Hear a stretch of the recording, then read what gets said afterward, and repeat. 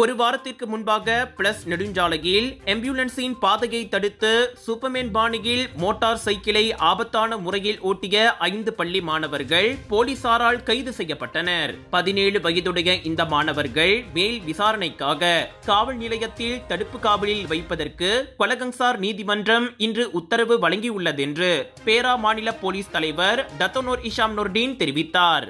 கடந்த அக்டோபர் 19ஆம் தேதியன்று ஆம்புலன்ஸ் ஒன்று விபத்து ஏற்பட்ட இடத்தை நோக்கி விரைந்து சென்று கொண்டிருந்த போது அந்த இளைஞர்கள் அதன் பாதையை மறித்து ஆபத்தான சாகசம் செய்ததாக அறியப்பட்டது. பேரா காவல்துறையின் போக்குவரத்து பிரிவு அதிகாரிகள் நடத்திய சோதனையில் அந்த 5 சந்தேக நபர்களும் பினாங்கு புக்கெட் மர்தாஜாம் பகுதியில் கைது செய்யப்பட்டனர் என்றும் அவர்களின் மோட்டார் சைக்கிள்களும் போலீசாரால் பறிமுதல் செய்யப்பட்டன என்றும் தெரியப்பட்டது.